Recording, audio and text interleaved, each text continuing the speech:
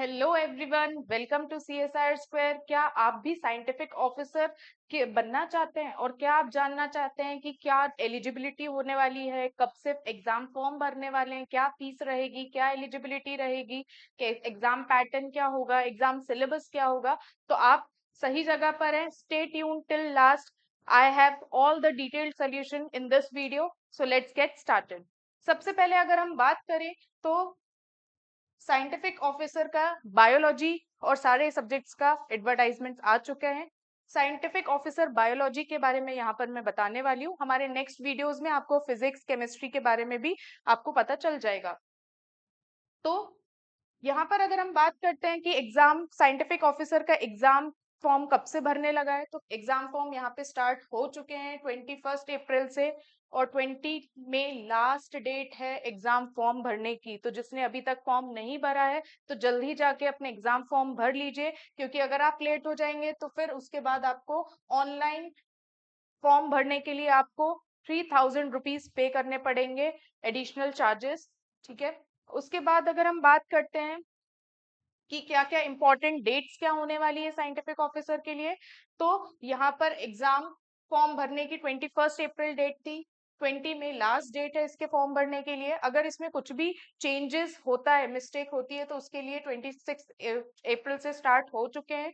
फिर last date जो है चेंज करने के लिए, किसी भी मिस्टेक त्रुटि सुधार की अगर कोई लास्ट डेट है तो वो है 22 मई तक आप इसको करेक्शन कर सकते हो आपके फॉर्म में। फिर आपको एडमिट कार्ड कब अवेलेबल हो जाएगा? 12 नवंबर को एडमिट कार्ड अवेलेबल हो जाएगा। और एग्जाम डेट होने वाली है 22 नवंबर, यानी 10 दिन पहले आपको exam form available, admit card available हो जाएगा। फिर अगर हम बात करते हैं कि क्या क्या होने वाला है, ये कौन सा विभाग करवाता है, तो यहाँ पे मध्य प्रदेश शासन गृह विभाग इसका कंडक्शन करवाता है। फिर ये अस्थाई पोस्ट है। फिर यहाँ पे इसका ग्रेड पे ये होने वाला है, पेमेंट इसकी इतनी होने वाली है। फिर यहाँ पे अगर हम इम्पोर्टेंटली बात करें एजुकेशनल क्वालिफिकेशन के लिए, तो यहाँ पे कौन सी इंपॉर्टेंट एजुकेशनल क्वालिफिकेशन आपके पास होनी ही चाहिए, तो सबसे पहले अगर हम बात करते हैं, यहाँ पे दिया है कि एमएससी या मास्टर्स आपका किसमें होना चाहिए? बॉटनी में, zoology, biochemistry, microbiology, biotechnology, forensic biotechnology, genetics, molecular biology, bioscience, life science, forensic science, इन किसी भी सब्जेक्ट में आपका मास्टर्स होना इम्पॉर्टेंट है, तभी आप फॉर्म को फिलअप कर सकते हैं। नेक्स्ट क्वालिफिकेशन ये दे दी है मास्टर्स के बारे में। अब देखते हैं कि ग्रेजुएशन के बारे में क्या दिया है। ग्रेजुएशन के लिए दिया है कि ग्रेजुएशन में आपका यहाँ पर एक तो वनस्पति विज्ञान यानी botany, zoology, bioscience, life science, biotechnology, microbiology, forensic biology, इनमें से कोई एक सब्जेक्ट तो होना इम्पोर्टेंट है ग्रेजुएशन में। दूसरी चीज क्या दी है कि यहाँ पर आपका ये सारे सब्जेक्ट्स के साथ साथ केमिस्ट्री, बायोकेमिस्ट्री, फॉरेंसिक केमिस्ट्री, इनमें से कोई एक सब्जेक्ट भी होना चाहिए। यानी ग्रेजुएशन में आपके पास दो सब्जेक्ट्स, इन दोनों में से ये दोनों ही सब्जेक्ट्स होने इंपॉर्टेंट है। या तो इनमें से कोई एक सब्जेक्ट होना चाहिए botany, zoology, bioscience, life science, biotechnology में से, और या फिर केमिस्ट्री से बायोकेमिस्ट्री, फॉरेंसिक केमिस्ट्री, इन तीनों में से भी कोई एक सब्जेक्ट होना चाहिए। यानी ग्रेजुएशन में आपको दो सब्जेक्ट्स का मैंडेटरी बताया है कि इनमें से कोई एक सब्जेक्ट, दो सब्जेक्ट्स आपके पास होने चाहिए, तभी आप क्या कर सकते हैं, इस एग्जाम के लिए अपीयर कर सकते हैं। अब हम बात करते हैं कि इसकी पोस्ट कितनी है, किसके लिए क्या फीमेल्स के लिए कुछ स्पेशल वो मिला है क्या रिजर्वेशन, तो यहाँ पे टोटल पोस्ट होने वाली है 25, जिसमें जनरल कैटेगरी के लिए 7 सीट्स हैं, ओबीसी की 4 सीट्स है, ओ एससी की 4 सीट है, एसटी की 5 सीट्स है, ओबीसी की 7 सीट है, ईडब्ल्यूएस की 2 है। और यहाँ पर फीमेल कैंडिडेट्स ऑफ एमपी उनके लिए है 2 सीट्स जनरल में रिजर्व्ड है, एससी के लिए एक है, एसटी के लिए 2, ओबीसी के लिए 2, ईडब्ल्यूएस के लिए 1 सीट अवेलेबल है। फिर अब इसकी एग्जाम फीस क्या होने वाली है, तो एग्जाम फीस अगर हम बात करते हैं, अगर आप मध्य प्रदेश के मूल निवासी हैं तो आपके लिए ST, SC, OBC, non creamy layer के लिए, ईडब्ल्यूएस और दिव्यांगजनों के लिए फीस रहने वाली है 250 रुपीज, और बाकी सबके लिए रहने वाली है 500 रुपीज। फिर अब हम बात करते हैं इसका एग्जाम पैटर्न कैसे होने वाला है। हमने फीस देख ली, एलिजिबिलिटी देख लिया है। अब इसकी फीस, अगर हम इसके एग्जाम पैटर्न की बात करें तो एग्जाम आपका होने वाला है ओएमआर बेस्ड एग्जाम होगा, ठीक है। और उसमें दो पार्ट्स देखने को मिलेंगे। एक होगा पार्ट ए जो कि सामान्य अध्ययन यानी जनरल स्टडीज का पेपर होगा, और सेकेंड पार्ट होगा जीव विज्ञान यानी आपका बायोलॉजी से रिलेटेड होगा, जिसमें 50 क्वेश्चंस आएंगे। पार्ट ए से जनरल स्टडीज के 50 क्वेश्चंस होंगे, 3 मार्क्स के होंगे। और 3 मार्क का एक क्वेश्चन होगा, यानी 150 मार्क्स का आपका पार्ट ए होने वाला है। पार्ट बी जो है उसमें 100 क्वेश्चंस होंगे, ये भी 3 मार्क्स के होंगे, और यानी 300 मार्क्स का ये वाला पार्ट बी रहने वाला है। तो टोटल 150 क्वेश्चंस आपको रिटन एग्जाम में देखने को मिलेंगे। 450 मार्क्स के ये क्वेश्चन होंगे, 3 घंटे का ड्यूरेशन होगा आपके एग्जाम का। जब आपका एग्जाम क्वालिफाई हो जाएगा उसके बाद आपका 50 मार्क्स का इंटरव्यू रहने वाला है, तब जाके आपकी 500 मार्क्स का टोटल होगा, और उसके बेसिस पे आपकी मेरिट लिस्ट बनने वाली है। अब हम बात करते हैं, यहाँ पे ओएमआर बेस्ड होगा। इसके बाद अगर हम बात करें कि यहाँ पर 40% अंक प्राप्त करना इंपॉर्टेंट है, यानी यहाँ पर पार्ट ए में भी पार्ट बी में भी दोनों में ही 40% आपके मार्क्स होने चाहिए, तभी आप क्या कर सकते हैं, इस पेपर को क्वालिफाई कर सकते हैं। अगर आपका एक पार्ट में भी 40% नहीं है तो आप डिस्क्वालीफाई हो जाएंगे। अब इसमें एक और क्लॉज ऐड होता है कि यहाँ पर जो एससी कैटेगरी, एसटी कैटेगरी के हैं, ओबीसी है, ईडब्ल्यूएस है, इनके लिए 10% का रिलैक्सेशन देखने को मिलेगा, यानी आपके लिए 30% स्कोर करना इंपॉर्टेंट है, पार्ट ए में भी और पार्ट बी में भी। अब ये देखते हैं कि इसमें नेगेटिव मार्किंग है क्या। जी हाँ, बिल्कुल नेगेटिव मार्किंग यहाँ पर आपको देखने को मिलेगी। यहाँ पर 1 मार्क्स की नेगेटिव मार्किंग होने वाली है। 3 राइट, एक सही आंसर के लिए आपको 3 मार्क्स मिलेंगे, और एक गलत आंसर के लिए आपका 1 नंबर माइनस हो जाएगा। फिर अब इसकी बात करते हैं, एग्जाम पैटर्न हमने देख लिया। अब हम बात करते हैं एग्जाम का सिलेबस क्या होने वाला है। पार्ट ए पार्ट बी में हमसे क्या क्या पूछा जाने वाला है, इसके बारे में देख लेते हैं। सबसे पहले अगर हम पार्ट ए की बात करें तो जनरल स्टडीज का पेपर होगा, जिसमें आपका एमपी जीके का पोर्शन होगा, हिस्ट्री का पोर्शन होगा, ज्योग्राफी का पोर्शन होगा, पॉलिटी होगा, और इकोनॉमी का पोर्शन होगा। पॉलिटी, इकोनॉमी, आईसीटी, ये वाला पोर्शन आपका रहने वाला है।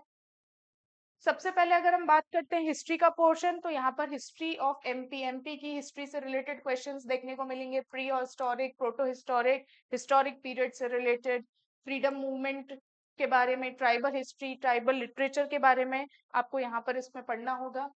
सेकंड बात करते हैं ज्योग्राफी के पोर्शन की, तो ज्योग्राफी में यहाँ पर ज्योग्राफिकल आइसोलेशन के बारे में, ज्योग्राफिकल जो एमपी की ज्योग्राफी है उसके बारे से रिलेटेड क्वेश्चन आएंगे, जैसे कि रिवर्स कौन से हैं, माउंटेन्स कौन कौन से देखने को मिलेंगे, रेनफॉल कैसा है, सॉइल्स कौन कौन सी पाई जाती है एमपी में, कौन कौन से नेशनल पार्क्स है, इन सारी चीजों से रिलेटेड आपको यहाँ पर सेकेंड यूनिट में पढ़ना होगा।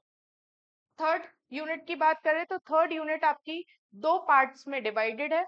एक पार्ट है इसका पॉलिटी, और एक पार्ट होने वाला है इकोनॉमी। तो यहाँ पर दो पोर्शन में होने वाला थर्ड यूनिट, एक होगा पॉलिटी और एक होने वाला आपका इकोनॉमी। तो पॉलिटी की बात करें तो यहाँ पर एमपी की पॉलिटी, यानी गवर्नर कौन है, सीएम कौन थे, कैबिनेट कैसा है, कौन कौन से एक्ट्स यहाँ पर आपके लिए अवेलेबल है, शेड्यूल ट्राइब की, स्टेट इलेक्शन कमीशन से रिलेटेड, ये सारी आपको यहाँ पर पॉलिटी में पढ़ना होगा।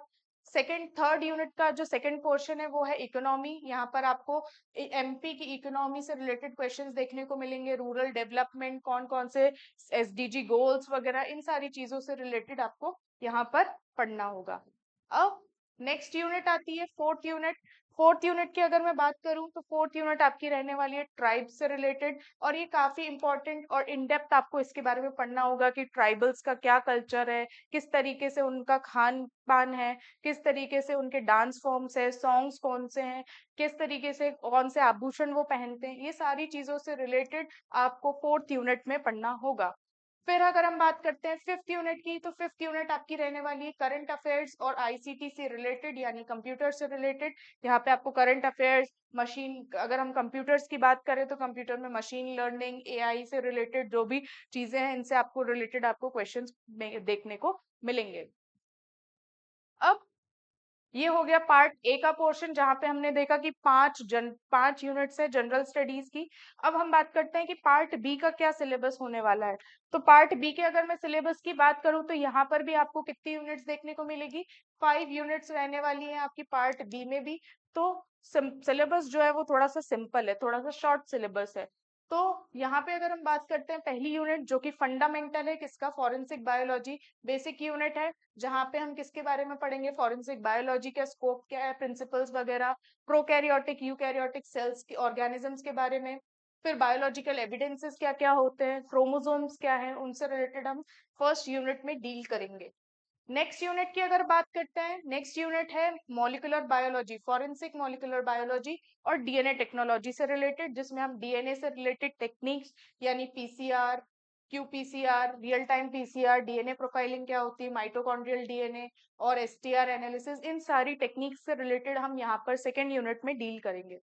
Next forensic serology, third unit आती है आपकी, फॉरेंसिक सेरोलॉजी एंड इम्यूनोटेक्नोलॉजी से रिलेटेड। तो यहाँ पर हम ब्लड ग्रुप्स के बारे में, एलिजा, रिया, इन सारी टेक्निक्स के बारे में, फॉरेंसिक एप्लीकेशंस, वैक्सीन से रिलेटेड, एंटीबॉडीज से रिलेटेड यहाँ पे आपको पढ़ना होगा। फिर फोर्थ यूनिट की अगर मैं बात करूँ तो फोर्थ यूनिट रहने वाली है फॉरेंसिक एंड एनालिटिकल टेक्निक की। यहाँ पर प्रिंसिपल्स ऑफ टॉक्सिकोलॉजी यानी फॉरेंसिक में कौन कौन सी एनालिटिकल टेक्निक्स यूज की जाती हैं उसके बारे में यहाँ पे हम पढ़ने वाले हैं। माल्डीटॉफ, एलसी, जीसीएमएस, स्पेक्ट्रोस्कोपी, फ्लोरोसेंस, माइक्रोस्कोपी, इन सारी चीजों के बारे में हमको डील करना होगा कौन सी यूनिट में, फोर्थ यूनिट में। फिफ्थ यूनिट आती है, नेक्स्ट बात करते हैं फिफ्थ यूनिट की। तो फिफ्थ यूनिट है आपकी फॉरेंसिक साइंस ऑर्गेनाइजेशंस, कौन कौन सी है फॉरेंसिक साइंस से रिलेटेड, बायोलॉजिकल एविडेंसेस, डेटाबेसेस के से रिलेटेड हमको पढ़ना है। तो यहाँ पे फॉरेंसिक साइंस की लेबोरेटरीज से related, biological sample collection, CRISPR Cas nine technique क्या होती है, बायो इन्फॉर्मेटिक्स से रिलेटेड, ये सारी चीजें हमको यहाँ पर फिफ्थ यूनिट में पढ़ना होगा। अब अब आप परेशान होंगे कि सिलेबस तो इतना मैम ने बता दिया है, अब इसको पढ़ना कहाँ से है, कैसे हम पूरा एक बार में first part A part B दोनों की तैयारी एक साथ कर सकते हैं। तो इसके लिए मैं आपके लिए लेकर आई हूँ एक शानदार ऑफर, जिसमें हम देखने वाले हैं कि यहाँ पर सीएसआर स्क्वायर में चालू होने वाले हैं नए बैचेस साइंटिफिक ऑफिसर की पूरी तैयारी के लिए। अकेले बायोलॉजी में नहीं, आप केमिस्ट्री, फिजिक्स, इन सारे सब्जेक्ट्स में हमारे यहाँ होती है तैयारी। तो यहाँ पर आप जल्द से जल्द एनरोल कर सकते हैं, ताकि आप नए बैचेस चालू होने वाले हैं, सीट्स लिमिटेड हैं। तो जल्द ही इस नंबर पे कांटेक्ट कीजिए और एनरोल हो जाइए साइंटिफिक ऑफिसर के बैच के लिए, क्योंकि आपको भी तो बनना है ना साइंटिफिक ऑफिसर। Thank you.